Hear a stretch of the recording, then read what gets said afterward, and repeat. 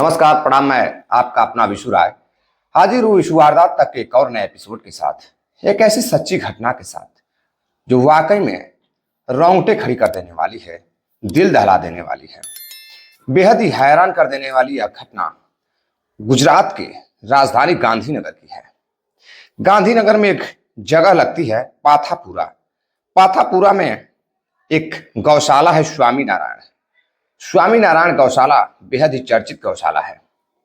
स्वामीनारायण गौशाला के बाहर 7 अक्टूबर 2021 की रात करीब 9 बज रहे थे। सभी लोग अंदर गौशाला में मौजूद थे। अंधेरा काफी हो चुका था, अब रात का समय था, 9 बज रहे थे। तभी गौशाला के अंदर कुछ लोगों को एक मासूम बच्चे की रोने की आवाज सुनाई देती है। अब कुछ लोग पहले तो आवाज को अवॉइड करते हैं कि हो सकता है कि बच्चा किसी के साथ हो, माता पिता के अपने साथ हो, रो रहा होगा। लेकिन जब 15 मिनट गुजर जाते हैं और बच्चा लगातार रोता रहता है, तो उसमें से गौशाला के अंदर से एक व्यक्ति बाहर निकलकर गेट के बाहर देखता है, तो गेट के जस्ट बाहर एक मासूम सा बच्चा जो अपने पैरों से चल फिर नहीं सकता था, 9 से 10 महीने का बच्चा था। अब उस बच्चे को गोद में लेकर गौशाला का कर्मचारी आसपास रात के अंधेरे में तलाश करता है उसके माता पिता की कि शायद आसपास कोई भूल गया हो, लेकिन उसे कोई सफलता हाथ नहीं लगती है। कोई भी वहां पर आसपास दिखाई नहीं देता है।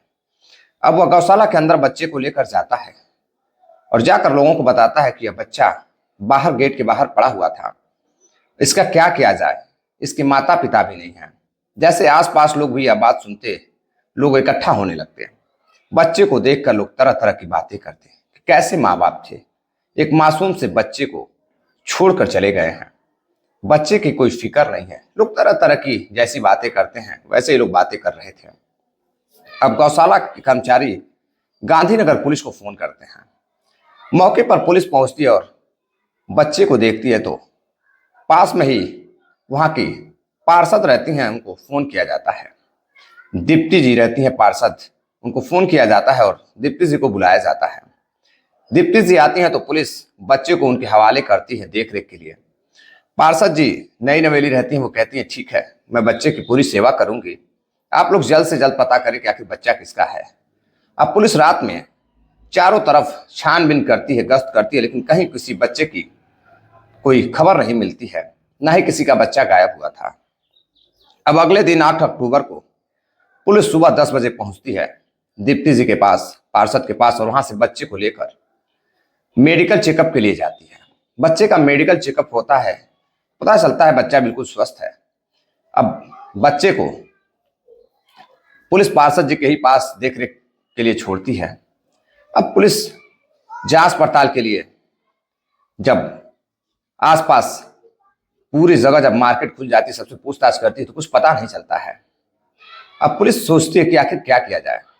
पुलिस पत्रकारों के माध्यम से अखबारों में उस छोटे से मासूम बच्चे की फोटो छपवाती है और जिसका भी बच्चा है फोन नंबर भी अपना देती है कि बात करें और बताएं कि आखिर यह बच्चा किसका है। शायद अखबारों के माध्यम से पता चल जाए कि किसका बच्चा गायब हुआ है।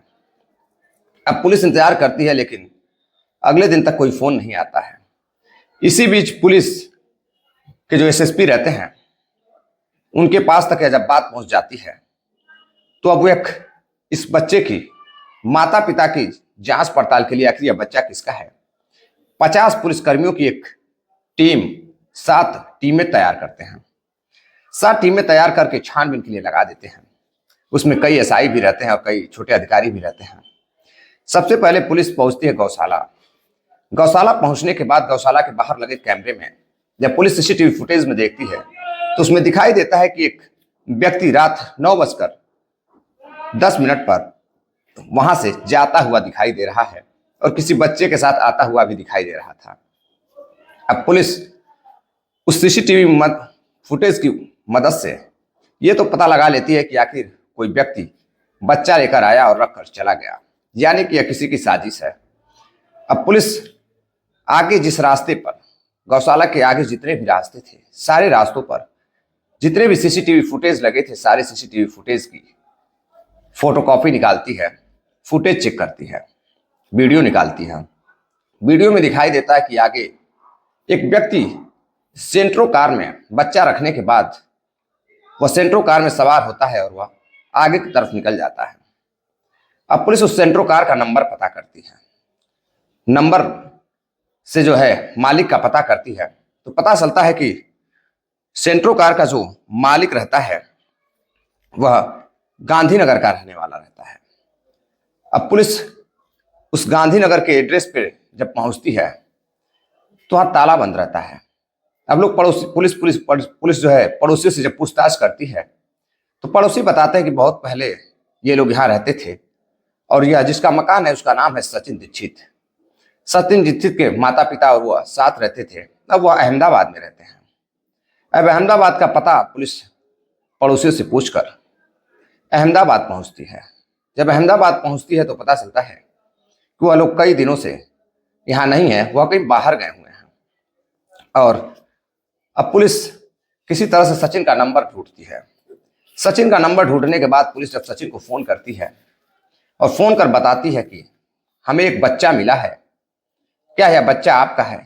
सचिन कहता है जी हाँ, उसका नाम शिवांश है और उसकी उम्र 10 से 11 महीने है, वह मेरा ही बच्चा है। पुलिस पूछती है तुम इस समय कहाँ हो? तो जो सचिन दीक्षित रहता है वह बताता है वह अभी बाहर है, राजस्थान में कहीं है। अब पुलिस राजस्थान पुलिस को फोन करती है और दीक्षित को गिरफ्तार करने के लिए कहती है, रोक के रखने के लिए कहती है। राजस्थान पुलिस फौरन ही उस मोबाइल नंबर का लोकेशन ट्रेस करती है, दीक्षित के पास पहुंचती है तो दीक्षित के साथ उसके माता पिता और उसकी एक पत्नी और 3 साल का एक बेटा भी रहता है। अब पुलिस उसे बैठा लेती है। फिर यहां से गांधीनगर की पुलिस राजस्थान के कोटा में पहुंचती है। वहां पहुंचने के बाद अब सचिन को पुलिस लेकर गांधीनगर आती है। सचिन के परिवार वाले भी गांधीनगर आते हैं और सभी को सामने बैठाकर जब पूछताछ की जाती है और जब सचिन से पत्नी और परिवार वालों के सामने पूछताछ की जाती है तो सचिन चुप्पी साध लेता है, कुछ भी नहीं बोलता है। अब पुलिस वाले उस बच्ची का फोटो लेकर उसकी पत्नी अनुराधा से पूछते हैं कि क्या यह बच्चा आपका है? तो अनुराधा कहती है जी नहीं, यह मेरा बच्चा नहीं है, मेरा एक ही बच्चा है, वो अभी 3 साल का, जो मेरे साथ है। अब पुलिस वाले हैरान रह जाते हैं कि आखिर यह बच्चा सचिन का नहीं है। अनुराधा कह रही है कि उसका सिर्फ एक ही बेटा है, तो आखिर सचिन किसके बच्चे को लेकर जा रहा था? अब पुलिस परिवार वालों को छोड़ देती है, जाने देती है और सचिन के साथ बैठकर बातचीत करती है, उसे पूछताछ करती है। और पूछताछ करने के बाद सचिन एक एड्रेस बताता है बड़ोदरा में। अब पुलिस उस बड़ोदरा पुलिस स्टेशन पर फोन करती है और कहती है कि बताए हुए एक बड़ोदरा का एड्रेस रहता है, एक सोसाइटी रहती है, 10B करके एक कमरा रहता है उस सोसाइटी में। उसी पर बड़ोदरा पुलिस को गांधीनगर पुलिस फोन कर बताती है कि उस एड्रेस पर जाइए, कमरे में तलाशी लीजिए। अब सीढ़ियां चढ़कर बड़ोदरा के जब उस कमरे पर पुलिस पहुंचती है तो वहां ताला बंद रहता है। अब पुलिस ताला तोड़कर जब अंदर जाती है और अंदर जाकर जब तलाशी लेती है तो किचन में एक बैग रखा हुआ था और जैसे ही पुलिस उस बैग को खोलती है उससे दुर्गंध आने लगती है। अब पुलिस वाले दूर हटने लगते हैं और जब किसी तरह से पुलिस वाले उस बैग को खोलते हैं तो उसमें से एक 28 से 29 साल की महिला का शव बरामद होता है। अब पुलिस शव देखकर हैरान रह जाती है।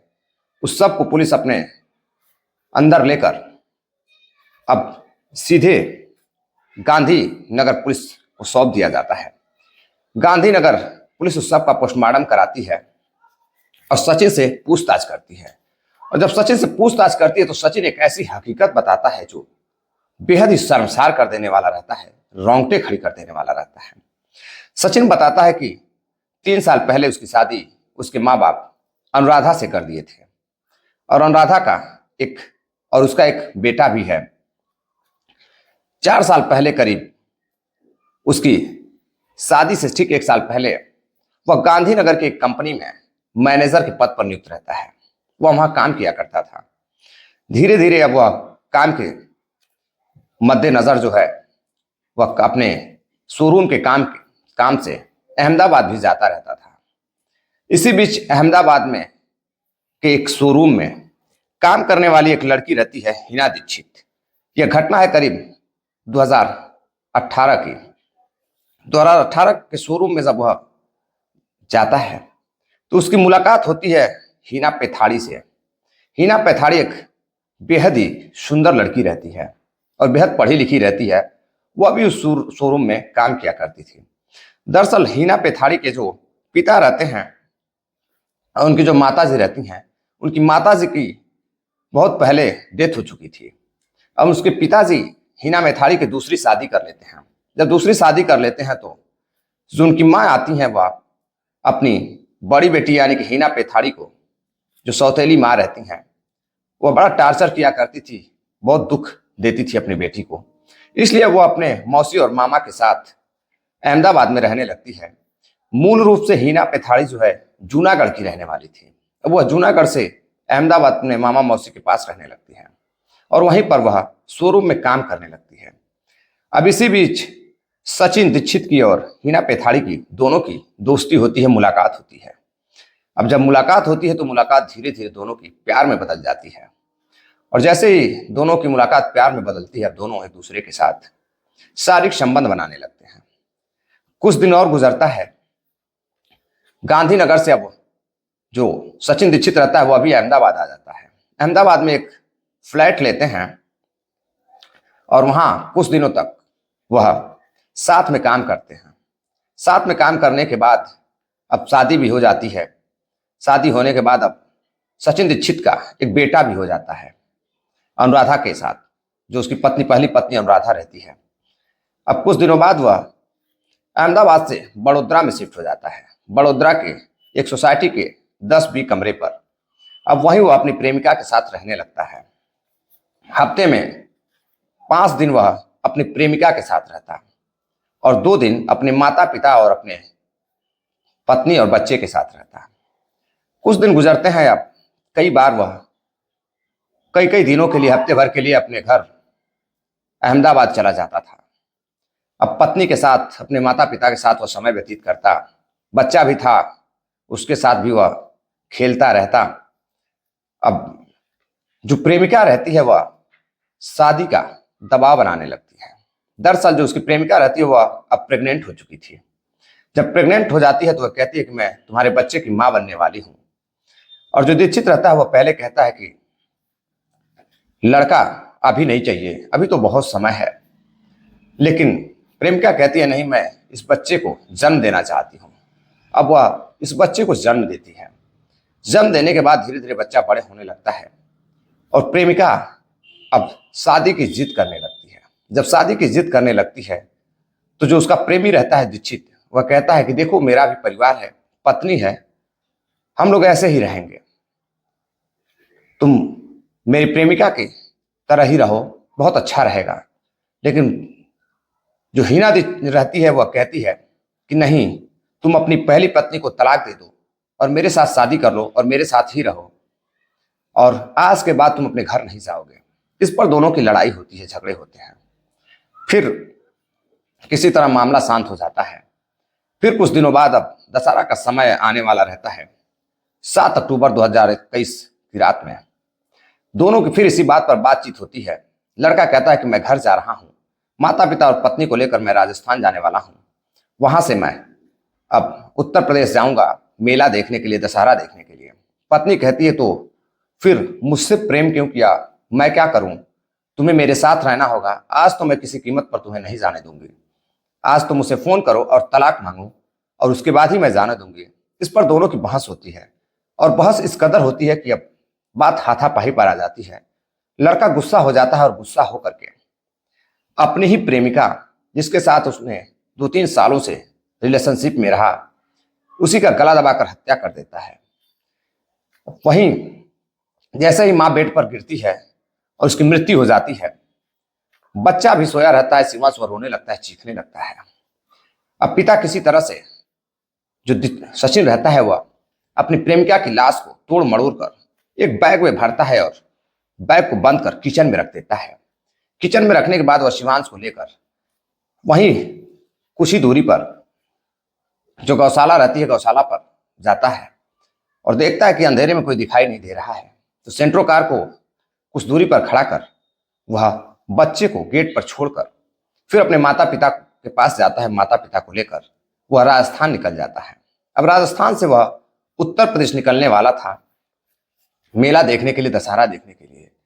तभी पुलिस उसे गिरफ्तार कर लेती है और पुलिस गिरफ्तार कर उसे कई धाराएं जो रहती हैं 367 और 317 दोनों ही धाराओं में पुलिस और 307 बच्चे की भी हत्या करने की कोशिश, 302 और भी कई धाराएं लगाकर पुलिस उसे न्यायालय भेज देती है और न्यायालय से उसे कुछ दिनों के लिए पुलिस रिमांड पर भेजा जाता है। पुलिस रिमांड पे लेती है, उसके बाद पूछताछ करती है, फिर उसे जेल भेज दिया जाता है। दरअसल कहते हैं कि इंसानियत को शर्मसार करने और दो नावों में सवार होने पर सचिन का यही हाल होना था। अब अपने कर्मों के लिए सचिन जिंदगी भर सलाखों के पीछे रहेगा और न्यायालय ने भी, अब बात 2021 की है, लेकिन अब न्यायालय ने उसे आजीवन कारावास की सजा सुना दी है। आजीवन कारावास की सजा तो सुना दी है कि लेकिन क्या जिस लड़की की, जिस प्रेमिका की उसने हत्या की थी, वह जिंदा लौट सकती है? एक मासूम 10 से 11 महीने का बच्चा, आखिर उसका क्या होगा? पुलिस ने उसे पहले तो शिशु गृह में देखरेख के लिए रखा, फिर लड़की के मामा और मौसी के पास बच्चे को छोड़ दिया और पुलिस लड़की की बॉडी को उसके पिता के पास, पिता को बुलाकर पिता को सौंप देती है। पिता उसके अंतिम संस्कार करते हैं, दाह संस्कार करते हैं। लेकिन एक मासूम बच्चा जब तक जिंदा रहेगा, बड़ा होगा, वो अपनी मां को तलाशता रहेगा और शर्म आनी चाहिए थी उस पिता सचिन को, जिसने रात के अंधेरे में बच्चे को बाहर रख दिया। कोई कुत्ता या कोई जानवर अगर उस बच्चे को नोच खाता तो फिर क्या होता? दरअसल दो नाव पे चढ़ने वालों का यही हाल होता है। चलते चलते कुछ साथियों ने कमेंट किया है, जिनका नाम है दिलीप कुमार, कानपुर से हैं, डी एन कुरैसी हैं, अनिल माथुर हैं जोधपुर से, सोहन लाल सेठिया हैं बीवर राजस्थान से, योगिता जी हैं, सुबोध कुमार जी हैं सिलीगुड़ी बीएसएफ से। कहानी कैसी लगी आप लोग कमेंट कर अपनी राय जरूर दीजिएगा और कहानी अगर अच्छी लगी हो तो आप सभी साथी चैनल को सब्सक्राइब भी करें और ज्यादा से ज्यादा लोगों को शेयर भी करें। मिलते हैं एक और नई कहानी के साथ, तब तक के लिए आप लोग इजाजत दीजिए। नमस्कार, जय हिंद।